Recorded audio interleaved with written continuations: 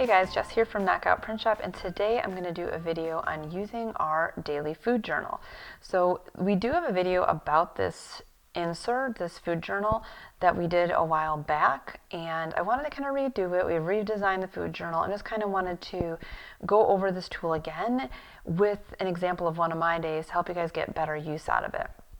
So just to give you a little bit of background on me, in my previous life, I was a clinical psychotherapist and a life coach, and I specialized in eating disorders, body image, anxiety, things around food and body and health, and I was also for a time an intuitive eating specialist. So that's a lot of what this journal has to do with and why it is the way it is. That's why we don't worry about calories and macros and points in our daily food journal. So it's going to be a little different than some of maybe the other food journals you've seen out there that are very calorie counting heavy and macros and things like that. So this is much more about looking within and understanding your behavior so you can more strategically come up with a plan to improve your relationship with food and your health and your eating behaviors and things like that. So that is the cover. This over here, obviously, if you own this already, you can see this little blurb on what the journal is about and the 9 steps, which coordinate over here with the different sections. So I'm just going to flip this guy over. I'll bring it into frame a little bit here. Okay, so this is the food journal, and I will go over it a little bit. I have a couple examples here from a few meals I had one day that I tracked, just to kind of elicit and give you guys an example. So first you have the date. We obviously didn't date this, so you can use this at any point. And it does come in all the different ink press color palettes. So you can write to the date. You can obviously circle the day of the week, and then obviously there's food journal there. So it is designed to have space for 6 meals a day. So this is one day. Each page is one full day.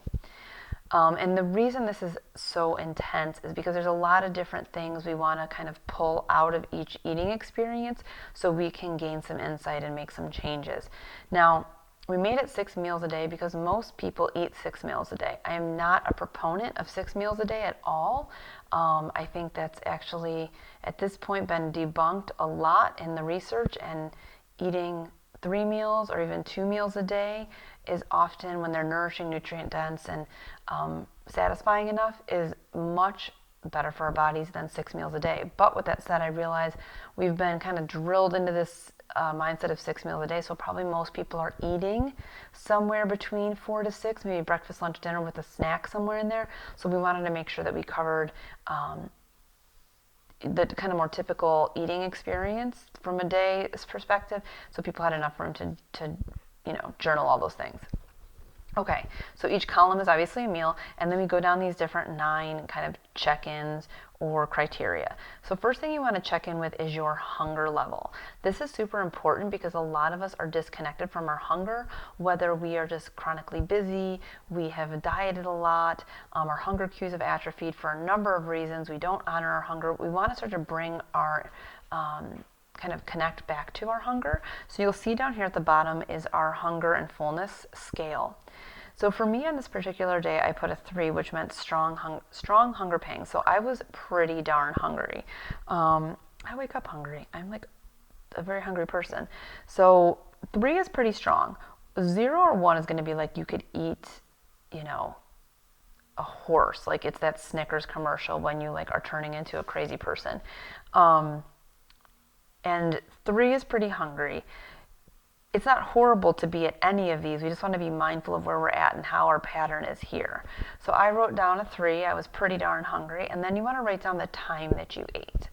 So this is, helping you understand at what point right before you ate, where was your hunger at? Are you waiting till you're ravenous before you eat, or you have a 0 here? Then that might be something you want to think about. Or are you eating when you're not even hungry? So this information is very helpful to understand the timing of your eating in relation to your hunger. Okay, so the next thing we want to look at is, what do I want to eat? So this is really good to start to uncover, are you just eating a bunch of food that you hate because you feel like you have to? Let's say you have a hunger for burgers, or like I put one day, or pizza, or maybe you have a hunger for a salad, or maybe, whatever it is, or not sure. If you find yourself always putting not sure, it's like I'm really disconnected from my preferences, maybe because I've dieted a lot or followed a lot of meal plans and I don't really even know maybe what I like anymore. So this is really going to uncover what your eating preferences are, what your cravings are, to help you kind of nail that down. The next thing that's important to look at is your moods and your feelings. So a lot of people have a tendency to over or under eat based on their mood. If they're super anxious, maybe they avoid eating. If they're super sad or stressed, something like that, they may find themselves eating more. If their eating experience is super stressed out, they just had an argument with a spouse, everyone's sitting down at dinner, there's a lot of tension, that's going to impact your eating as well. So it's really interesting to note what your mood or feelings are right in, prior to or during the eating experience. And then, of course, you want to write what you ate. This is not something that's necessarily meant to be where we're logging calories and macros and specific portions, unless that's something you need to work on. If you think that you're eating too much or too little, you may want to indicate more detail here. For me, I just put 3 eggs with ham, honey, and yogurt, and then tomatoes and peppers. The next meal, I had 1 ounce of cheese with prosciutto and plantain chips. So you can see, you can do this, you could be like eggs. I mean, it really depends on what you're looking for. If you find that you're very vague and you're not getting anywhere with this food journal as far as insight goes, you might need to get more specific. Or if you're being too specific and you're getting kind of neurotic about tracking, you need to scale back and make things more general. Then the next part we have here is, where did I eat and with whom did I eat? And this might not seem important, but it is, because the eating environment can greatly affect how much we eat and our levels of satisfaction and fullness. So if you are always eating, at the TV distracted, or you're always eating while you're, in the car or something like that, that might affect your eating behaviors, the types of foods that you're picking, how much you're eating, things like that. So for me, on these 2 different occasions, I ate the kitchen table with Matt and at the patio with Matt. So I do think the other thing we need to focus on completely as a culture and society is having meals be about connection. Too many times I think people are eating by themselves. Obviously, if you're single or you're at work, sometimes that's not always an option, but I think it's important. Food is connection, and if we can find opportunities to eat together with friends, family, coworkers, that is definitely beneficial to our well-being. But you might see, like, I'm always eating in the car, or I'm always eating by myself, rushed at the counter in the kitchen for breakfast. So this is just going to show you patterns. The next thing you're looking at here is your rate of eating. Is it fast? Is it slow? Is it average? Are you like inhaling the food? Some people's rate of eating is based on conditioning. Maybe you had a big family, and if you didn't eat fast, you weren't going to get enough. Or maybe you're waiting too long to eat, so you're really ravenously hungry, so you're eating fast. Or maybe you're eating really slow because you're afraid of food, or you are anxious with food. I could make a 10-hour video on the different things you could uncover from this. But rate of eating is a very useful thing to look at. Our almost last thing here is, how full and satisfied do I feel? So we reference this chart down here again at the bottom. 5 is neutral, like you're not hungry anymore, but you don't feel super satisfied. We move up to a 6 or a 7, you're satisfied and comfortably full. That's a decent place to be. 8 would be full, 9 would be stuffed, and 10 would be sick. Obviously, it's healthier if we don't get to this stuffed or sick kind of point. We want to eat until we feel awesome. There's this book, Lean Habits, out there that some of my philosophy is based on too, and she says that's her thing, eat until you feel awesome. You don't want to be like, unbuttoning the belt, like, overstuffed at Thanksgiving dinner every day, and you don't want to be chronically under eating and never feeling satisfied. So this is really interesting to kind of see where you eat. For me right now, I'm struggling a little bit with this, and I'm always kind of feeling neutral. I'm not feeling super satisfied. I think that's because I'm going through some health issues and having to adjust things, and might not be getting as many calories in as I need to. So my food isn't as satisfying as it once was. I'm not as full. And then the last thing is just like a little note section. This is a great place for people that are maybe want to write a little bit more. Maybe you have some food-related symptoms you want to track here, or just, I don't know, you could write blah, crappy day, whatever. So here on this day, I wrote down that I had allergies and cramps. This might be good for me to remember. Maybe, I wasn't feeling great and wasn't eating enough, and that's why I didn't feel as full. And then here I wrote UGG-IF, so we're intermittent fasting right now. So for me, this is something that my body isn't used to yet. So I'm kind of feeling, again, not super satisfied and still more hungry than I'd like to feel. So that is basically how you use the food journal. This would be one day. Again, your meals are left to right. You don't have to use every single one of these columns, and heck, you don't have to reuse every single one of these criteria. But if you do, I think you will learn a lot. This journal is meant to be used for 2 consecutive weeks. You could use it for 1 week and then make up a plan based on what you found out, and then maybe check in with yourself at 3 or so months later and use the second week. I don't think food journaling is something you need to do much longer than that unless you're experiencing some kind of health issues, working with a health practitioner or a nutritionist or something like that. I think food journaling on a regular basis is it can be a slippery slope there and can kind of lead to some problems and not get you where you want to be. So the goal here is just to really uncover what's going on with your eating patterns, your relationship with food, what types of food you're eating, why you're eating, things like that. Once you finish this this journal for either a week or 2 weeks, you have some notes back here to help guide you on what to do next.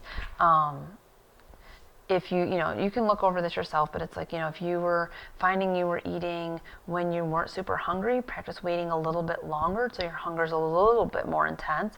If you find you're eating when you're super hungry, practice eating a little bit sooner. You want to be consistently hungry for about 30 to 60 minutes before you eat a meal, but you don't want to be ravenous. So when hunger first strikes, it usually comes and goes. So we want to make sure we are consistently hungry before we're eating. If you're eating too quickly, maybe your practice is to eat slower. If you're eating while distracted, maybe your practice is to find time, 1 meal a day or something, to eat without distractions. If you're eating till you're over full, then we're going to practice maybe eating 1 or 2 less bites. If you're eating to a point where you're not quite satisfied, maybe we need to practice having a few more bites and see what gets us to that satisfied, comfortably full feeling. If you're eating when you're stressed or anxious or bored, we might want to practice a relaxation technique or breathing technique before we eat, or start working on different coping skills to deal with that stress and anxiety. If you find that your meals are too far apart, ideally you might want to be 4 to 6 hours between meals. I know everyone says eat every 2 hours, eat every 2 hours. That's BS. Don't follow that. And if you follow my philosophy anyways, do what you want. But I don't believe eating every 2 hours is scientifically, science doesn't show that that's beneficial anymore. So we want to be spacing our meals about 4 to 6 hours apart. You don't even have to worry about that when you start to get more in tune with your hunger.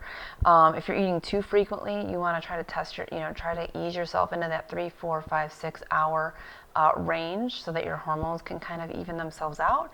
And then if you're finding you're always not eating foods you enjoy, let's start thinking about adding in foods we enjoy in the healthiest way we can and still be nourishing and enjoyable. Food should be both enjoyable and nourishment for your body, not one or the other.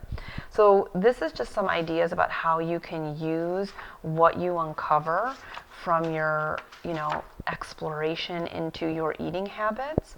There's many more ways this can go. If you guys have questions about this, let me know.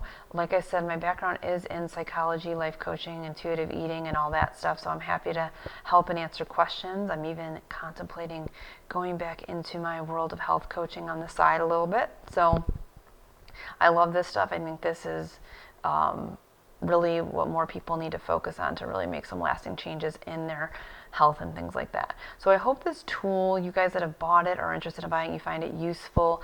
Use it how you see fit, that works for you and helps you make some good changes that are sustainable in your life.